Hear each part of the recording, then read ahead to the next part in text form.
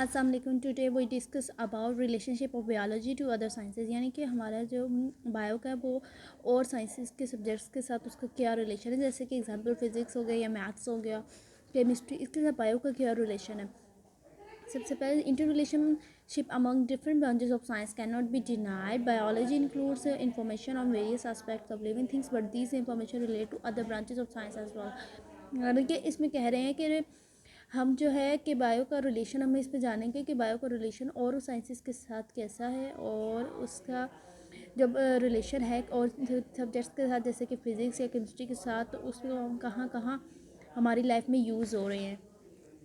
Each branch of science has a relationship with all the other branches. For example, who studying the process of movement in animals, the biologists have to refer the laws of motions in physics. It forms of basis of interdisciplinary sciences. यानी कि कहने के जैसे कि example देखिए कि movement of animals हम लोग अगर पढ़ रहे हैं, उसके बारे में हम लोग डिस्कस कर रहे हैं, तो ये क्या है, laws of motion of in physics में आता है। ठीक है, और इसको हम कहते हैं इंटरडिसिप्लिनरी साइंसेज। सबसे पहले हमारा टॉपिक आज का है ये आगे कि बायोफिजिक्स। बायोफिजिक्स को हम डिस्कस करते हैं। It deals with the study of the principles of physics which are applicable to biological phenomena. For example, there is a similarity between the working principle of lever in physics and limbs of animals in biology.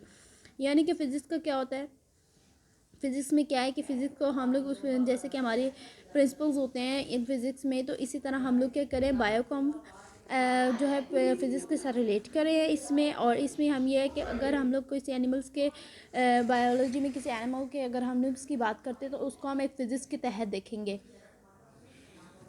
Next है biochemistry. It deals with the study of the chemistry in different compounds and process occurring in living organisms. For example, the study of basic metabolism, photosynthesis and respiration involves the knowledge of chemistry.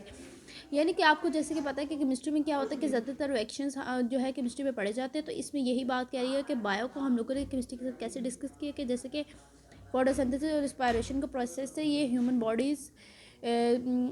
Bodies में कोई हो रहा है जैसे कि reactions, या फिर plants में हो रहा है जैसे कि फोटोसिंथेसिस और रेस्पिरेशन का प्लांट्स में हो रहा है जैसे कि, तो इसमें क्या है कि इसमें क्या है, केमिकल रिएक्शंस होते हैं। ये प्रोसेस ऐसे नहीं है, मतलब इसमें केमिकल रिएक्शंस हो रहे हैं। मतलब अगर कार्बन और समझ ले कार्बन और वाटर सनलाइट इसको मिलकर आगे से ग्लूकोज बन रहा है, तो ये केमिकल रिएक्शन है। ये बायोकेमिस्ट्री में हम पढ़ते हैं। बायोमैथमेटिक्स या इसे बायोमेट्री कहते हैं हम।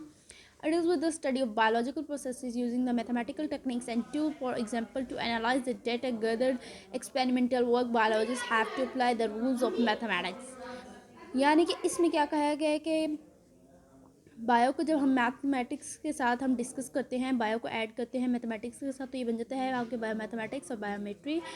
और इसमें हम क्या कहते हैं कि बायोलॉजिक जो होते हैं वो क्या कहते हैं, मैथमेटिकल टेक्निक्स या मैथमेटिकल टूल्स के ज़रिए जो है बायो को जो है उसको मतलब कि हल करते हैं। यानी कि अगर कोई भी आ जाता है बायो के रिलेटेड कोई प्रॉब्लम है, तो उसमें हमें मैथमेटिक्स यूज़ करते हैं। जैसे कि कोई एक्सपेरिमेंटल वर्क हो रहा है, एक्सपेरिमेंट हो रहा है बायो में, या कोई भी और डिफरेंट चीज़ें हो रही है, तो उसमें हम लोग क्या करते हैं, मैथमेटिक्स का रूल्स जो है अप्लाई करते हैं। नेक्स्ट है biogeography. It deals with the study of the occurrences and distributions of the different species of living organisms in different geological regions of the world. It applies the knowledge of the characteristics of particular geographical regions to determine the characteristics of living organism found there. यानी कि इसमें ये है biogeography में कि हम लोग deals करते हैं कि कहाँ पर कितनी मतलब कितनी डिस्ट्रीब्यूशन है, कहाँ पर किस एरिया में कितने पेपर रह रहे हैं, कितने एनिमल्स हैं। तो ये जो है हम बायोजियोग्राफी में डिस्कस करते हैं। इसमें एक तो यह है बायो इस तरह रिलेट हो रहा है कि इसमें लिविंग ऑर्गेनिजम्स हैं, लिविंग ऑर्गेनिज्म बायो में आ गए, बाकी अगर हम वहाँ की डिस्ट्रीब्यूशन या अक्रस हम चेक करें तो वो आपकी जियोग्राफी में आ गए। तो इस तरह बायोजियोग्राफी ये है। नेक्स्ट है बायो इकोनॉमिक्स। बायोइकोनॉमिक्स क्या है, it deals with the study of the organism from economical point of view. Example of cost value and profit value of the yield of wheat can be calculated through the bioeconomics and benefits और losses can be determined. इसमें क्या होता है बायोइकोनॉमिक्स में, सबसे पहले ये आप इसमें ना तकरीबन इकोनॉमिक्स में ये आपके जो है, अगर आप इकोनॉमिक्स की स्टडी करें तो उसमें आपको पता चले इसमें प्रॉफिट लॉस और इस तरह की डिस्कस की जाती है कॉस्ट के बारे में। तो इकोनॉमिक्स में क्या है, इसमें क्या हम ऑर्गेनिजम्स की जो है डिस्कस कर रहे हैं इकोनॉमिकल पॉइंट ऑफ व्यू से। अगर हम इसे देखें ऑर्गेनिज्म को, तो इसमें हम देख रहे हैं कि अगर एग्जांपल लें कि एक यील्ड ऑफ वीट है, ठीक है, उसमें हम ये देख रहे हैं कि कॉस्ट ऑफ वैल्यू उसकी क्या है, प्रॉफिट उसमें कितना है, लॉसेज हमें कितने हुए हैं, तो इसमें क्या बेनिफिट्स हैं, तो ये आप क्या पढ़ेंगे, बायो इकोनॉमिक्स में पढ़ेंगे।